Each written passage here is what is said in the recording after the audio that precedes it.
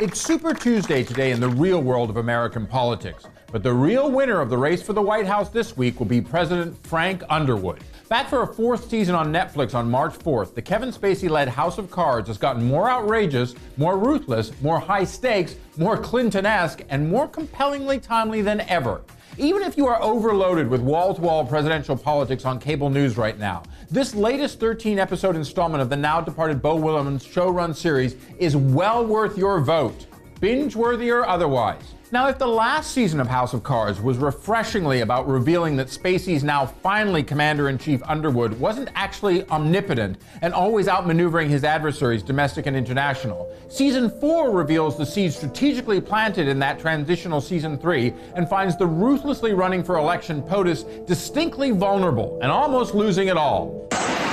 Now, yes, there are times when it feels like the whole apple cart is out of control and going close to soap opera territory. But the brinksmanship of the David Fincher EP series based on the BBC show of the same name has always been one of its strongest assets, and perhaps never so much as this season. Now, no spoilers from me, but if you watched Season 3 last year, let me say the heavily virally marketed and tied to the current real election with #FU2016 Season 4 picks up right after that rather electrifying exit of the last episode of Season 3. Added to that, you'll also see some old faces in newly compromising positions, and new faces like the likes of a matriarchal Ellen Burstyn as the mother of the once again excellent Robin Wright, plus Neve Campbell as a very essential, especially to Wright's ambitious First Lady Claire Underwood, campaign operative. Cicely Tyson and The Killing's Joe Kinnaman also are now part of the HOC team.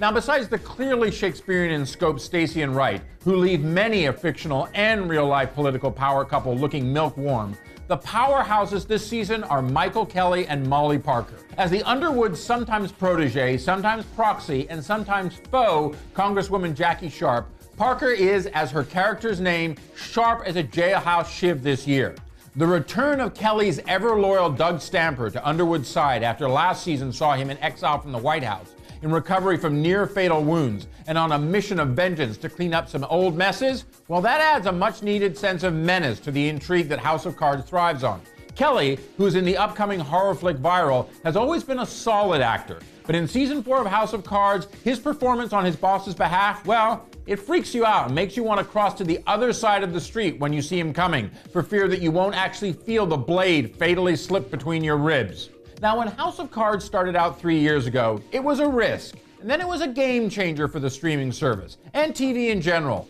4 seasons in, Netflix and the TV streaming revolution has become commonplace in a world with now Amazons and much more. But this House of Cards, closer to reality than many in Hollywood and DC will admit, is standing stronger than ever.